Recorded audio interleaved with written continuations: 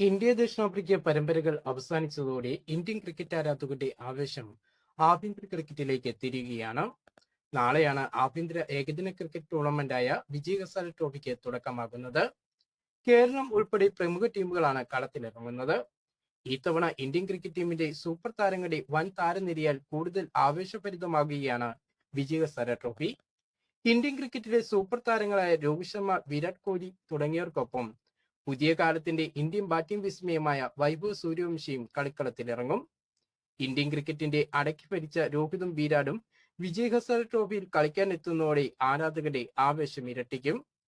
രോഹിത് ശർമ്മ മുംബൈക്കായി കളിക്കുമ്പോൾ വിരാട് കോഹ്ലി ഡൽഹിക്ക് വേണ്ടിയാണ് കളിക്കുന്നത്. ഇന്ത്യയുടെ ദേശീയ ടീമിൽ ഒരുമിച്ച് കളിച്ചവർ ആഭ്യന്തര ക്രിക്കറ്റിൽ വിവിധ ടീമുകൾക്ക് വേണ്ടി പരസ്പരം പോരാടുമ്പോൾ മത്സരങ്ങൾ ഏറെ ആവേശഭരിതമാകും. ടോക്കോയെ കൂടാതെ Indian wicket keeper batter KL രാഹുലും ഋഷഭ് പന്തും മലയാള താരം സഞ്ജു സാംസണും ഇഷാൻ കിഷനും ശുഭ്മാൻ ഗില്ലും അഭിഷേക് ശർമ്മയും ഹർഷിത് റാണയും അർഷദീപ് സിംഗും മുഹമ്മദ് ഷമിയും വൈഭവ് സൂര്യവംശി തുടങ്ങി സൂപ്പർ താരനിരയാണ് ടൂർണമെന്റിൽ കളിക്കുന്നത്.